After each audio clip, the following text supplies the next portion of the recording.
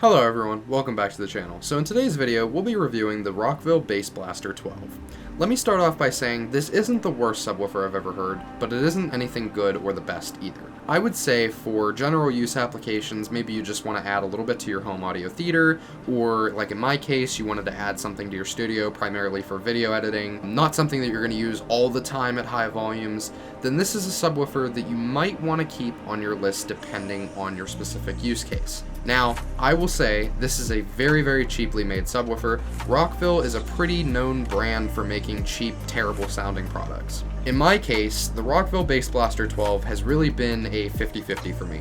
I've been using it now for maybe the better part of somewhere between 6 to 12 months, and I'm not totally disappointed, but I'm not impressed by any means. So I bought this subwoofer a while ago to complete my audio system for around $200 used. Now, brand new, these do go for somewhere between $250 to $300, just depending on if there's a sale or not. Really, what the popular complaints about this sub are is the fact that it has a really annoying hum that will never go away no matter what you do. It's not an issue on your end, it's not a ground loop, it's just the fact that this sub sucks and it's cheaply made. It sounds terrible at anything over volume 20 on my system. In my case, I'm using a JVC hi-fi component system, and it just, at low volumes, it's okay. It sounds nice, deep, punchy. It doesn't sound high quality, but it's perfectly livable. I mean, whenever you're playing music or audio at lower volumes, it sounds like you're getting your $200 worth. It's just as soon as you turn up the gain on the back of the sub, not even to max, just a little bit, or you turn up the volume on your stereo and you want to play something a little bit louder, it just sounds like moving air and styrofoam. That's the best way I can describe it. It sounds like as if somebody was taking styrofoam and creating a sub dust cone out of it, and then the sub was just moving and all you were hearing was that styrofoam. That's really what it sounds like at higher volumes. Now, I found personally that the biggest issue is the two ports that are in the sub itself. Now, just last night, I took out these ports, which I made a video on, which I'm going to display now. First of all, I apologize for all the audio mess I have going on here. I didn't really plan on making a video, but I have definitely been working on all sorts of audio builds and such. What is going on with this? Okay, first of all, the port. What is this design that's going on in the back? The ports are terrible. They make so much noise, and it makes everything sound like crap. I have a feeling that air resistance is a possible reason why from this little design that they have going on. Even if you blow into it, it makes a terrible sound. Yeah, so we're taking those out. I don't know if that will make it better or not, but I'm just gonna leave it tubeless for now. I'm taking the sub out of here because I'm hoping that my $200 investment into this will at least allow me to reuse the box so that I can put either a Scar or a Sundown audio sub in here and then wire it to that Rubicon 502 that I miraculously have. So that's kind of the plan here. But first off, with this sub, it's got this real weird texture on the top, and it's like scratchy, which I've never seen in a sub before. Now, obviously, I'm not a professional, but I'm not really sure what benefit that adds. Now, I was really surprised whenever I looked underneath. What is that? What is that? If my camera would focus, that would be great. I'm not really sure what's going on down here. Looks like a bunch of just recycled garbage. Just for reference, this is how sub should look. This is one that I just sadly blew out the other day. It should be just solid. That's just some dirt under there because it's old. But it should just be solid like that. Like, there shouldn't be any of whatever's going on with this. Like, I'm actually amazed. Like, I'm in shock at just how terrible this build is. Anyway, I'm gonna take out the ports. This is just the worst sub I've ever bought. These are the two ports that I took out. Now, the main issue with these is the fact that they're not just completely empty going all the way through. Notice how there's this little design on the back. That might not focus. This design on the back is what's absolutely killing the potential of this sub. Not that there was much to begin with, but that's definitely what's killing it.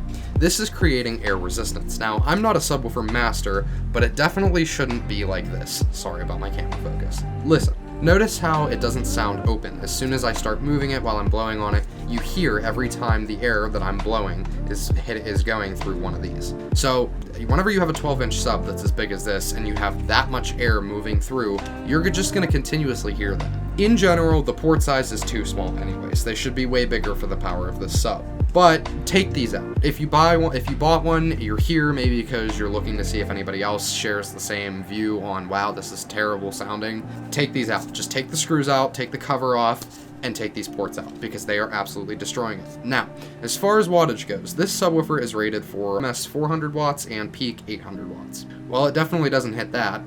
I hooked up my subwoofer to my UPS, just the sub, nothing else, turned it on, turned it at full volume, full gain, just to see what I would hit. I could not get over 175 watts no matter what I did. It was pretty much pinned there. So, real world test, RMS 175, peak 175. Didn't go higher, didn't go lower. Now, I will say, it is quite impressive how they were able to do this. They are still delivering on part of their promise. It is a very deep sounding bass, and there's a lot of bass pressure created from this sub, especially at lower volumes. Now, I was really shocked to find out that it was creating this pressure even when it was only given 2 watts of power, so I do have to give them credit. Some of this is actually quite impressive. I'm not exactly sure what they did or what kind of design, engineering, whatever they did to make it do that, but it definitely performs well at lower volumes.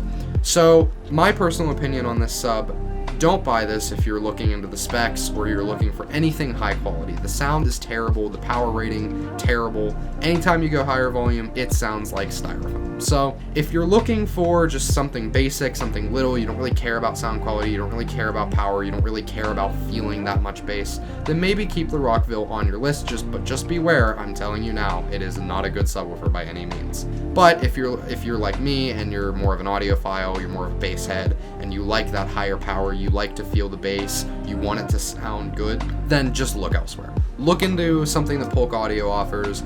Don't go with Acoustics Audio, don't go with Rockville, don't go with anything that is too cheap to be good. Like I said, in this case, it was $300. You're not getting an 800 watt sub for $300. At the time, I thought that was a reasonable price for an 800 watt subwoofer, but then I kind of became a car audio person, and I quickly figured out that that was indeed not the case, especially since this is a powered sub, so the amp is included.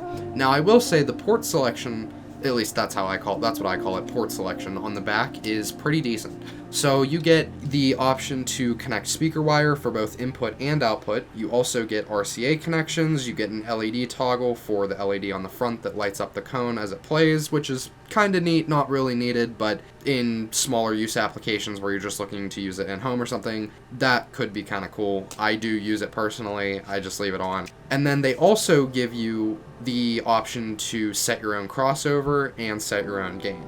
So I will say they do work pretty well. I've tested this and the crossover seems to work perfectly fine no matter what I set it to. The gain, good.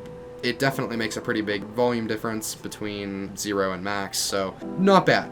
So I will say for $200, this isn't the worst subwoofer I've ever heard. Would I buy it again? Absolutely not. I am going to reuse this box, put a different subwoofer in, and pair it with a SoundStream amplifier. Now, to go ahead and give you some basic demos of this sub, I went ahead and put my Blue Yeti in front of the subwoofer while I played different tones through 20 hertz through about 60, just full volume, full gain, full everything, just to kind of give you an idea of how bad it sounds. I just kind of stuck the ports back in just to give you an idea of that air noise. The mic doesn't pick it up super well, but you definitely get the idea of, okay, this sub doesn't really sound very good. So I'm going to go ahead and display those demos now.